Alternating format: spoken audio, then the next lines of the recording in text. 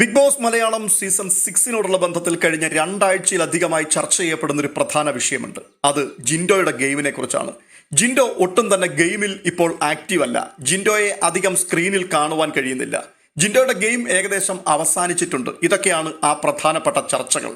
Finale week അടുക്കുന്നതിനോടുള്ള ബന്ധത്തിൽ മത്സരാർത്ഥികളെല്ലാം വളരെ ജാഗരൂകരായി ഉണർന്നു പ്രവർത്തിക്കുന്ന സമയമാണ്. അതുകൊണ്ട് തന്നെ അവരുടെ 100% എഫേർട്ടും ഗെയിമിലും അതുപോലുള്ള ഓരോരോ കാര്യങ്ങളിലും ഇട്ടുകൊണ്ട് അവർ മാക്സിമം ജനഹൃദയങ്ങളിൽ നിറഞ്ഞു നിൽക്കുവാനും പ്രേക്ഷകരെ കൂടുതൽ തങ്ങളിലേക്ക് അടുപ്പിക്കുവാനുമുള്ള എല്ലാ പരിശ്രമങ്ങളും നടത്തേണ്ട ഒരു സമയത്താണ് ഇതുവരെയും മുൻപിൽ നിന്ന ജിൻഡോ പതിയെ ഗെയിമിൽ നിന്നും ഔട്ടായിക്കൊണ്ടിരിക്കുന്നത്.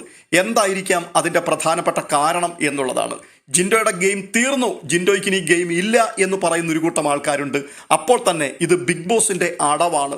ജിൻഡോയ്ക്ക് ഒരിക്കലും കപ്പ് കിട്ടുവാൻ പാടില്ല. അതുകൊണ്ട് തന്നെ ജിൻഡോയെ സ്ക്രീനിലേക്ക് കൊണ്ടുവരുന്നതേ ഇല്ല. ജിൻഡോ പറയുന്നതും ജിൻഡോ പ്രവർത്തിക്കുന്നതും ഒന്നും തന്നെ അവർ ക്യാപ്ചർ ചെയ്യുന്നില്ല, അത് പുറം ലോകത്തേക്ക് എത്തിക്കുന്നില്ല. എന്നിട്ട് ജിൻഡോയുടെ ഗെയിം കഴിഞ്ഞു എന്നുള്ള രീതിയിൽ ആക്കി തീർക്കുകയും പ്രേക്ഷകർ ജിൻഡോയെ പതിയെ വിസ്മരിക്കുകയും ചെയ്യുവാൻ വേണ്ടിയുള്ള സുപ്രധാനമായ ഒരു അടവാണ് ഇപ്പോൾ ഏഷ്യാനെറ്റും ബിഗ് ബോസും കൈക്കൊണ്ടിരിക്കുന്നത് എന്ന് പറഞ്ഞ് പ്രചരിപ്പിക്കുന്ന ആൾക്കാരുമുണ്ട്. വാസ്തവത്തിൽ ഇതിലെ സത്യാവസ്ഥ എത്രത്തോളമുണ്ട്?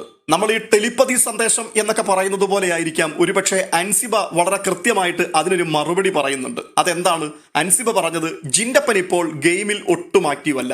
ജിൻഡോ ഇവിടെ ഉണ്ടോ എന്നുള്ള കാര്യത്തിൽ തന്നെ സംശയമുണ്ട്. അതുകൊണ്ട് ജിൻഡപ്പൻ വീണ്ടും ഗെയിമിലേക്ക് ആക്റ്റീവായിട്ട് മടങ്ങി വരേണ്ടത് ആവശ്യമാണ്. അതിനുവേണ്ടി ഞാൻ ജയിലിലേക്ക് നോമിനേറ്റ് ചെയ്യുകയാണ്. ഇപ്പോൾ ഏകദേശം കാര്യങ്ങൾ വ്യക്തമായിട്ടുണ്ട്. ജിൻഡോ അവിടെ ഒന്നും തന്നെ ചെയ്യുന്നില്ല. എന്തുകൊണ്ടായിരിക്കാം ജിൻഡോ ഒന്നും ചെയ്യാതിരിക്കുന്നത്? ഫാമിലി വീക്കിൽ അനേകർ അകത്ത് വന്നിട്ടുണ്ട്. വന്ന ആൾക്കാരുമൊക്കെ ആയിട്ട് ജിൻഡോ സംവദിച്ചിട്ടുണ്ട്. അതിൽ കൂടി ജിൻഡോയ്ക്ക് ഏകദേശം വളരെ കൃത്യമായ സൂചനകൾ ലഭിച്ചിട്ടുണ്ട് പുറത്ത് എന്താണ് തനിക്കുള്ള ഇമേജ് എന്നുള്ളത്. അതുകൊണ്ട് തന്നെ ഒരുപക്ഷെ ജിൻഡോ തീരുമാനിച്ചു കാണും, ഇനി ഒരു കാര്യങ്ങളിലും ഇടപെട്ട് ചളമാക്കാനും മൈലേജ് ഉണ്ടാക്കാനും പോകണ്ട, ഈ രീതിയിൽ തന്നെ മുൻപോട്ടങ്ങ് പോയി ഫൈനൽ 5 എത്തുകയും കപ്പടിക്കുകയും ചെയ്യാം. കാരണം അതുപോലെ മാരക സപ്പോർട്ടാണ് അവിടെ ഉള്ളതെന്ന്.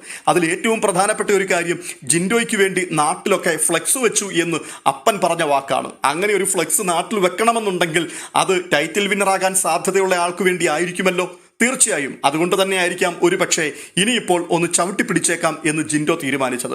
എന്തായാലും അങ്ങനെയുള്ളൊരു തീരുമാനത്തിലാണ് ജിൻഡോ ഓഫ് ആയിരിക്കുന്നതെങ്കിൽ ജിൻഡോയ്ക്കുള്ള സപ്പോർട്ട് കണ്ടമാനം കുറയുവാൻ തുടങ്ങി. സോഷ്യൽ മീഡിയ പോളുകളിലൊക്കെ ജിൻഡോയുടെ വോട്ടുകൾ കുത്തനെ ഇടുകയും ജിൻഡോയെ ആൾക്കാർ മറന്നു തുടങ്ങി എന്ന് തോന്നുന്ന രീതികൾ പ്രകടിപ്പിക്കുകയും ചെയ്തിട്ടുണ്ട്.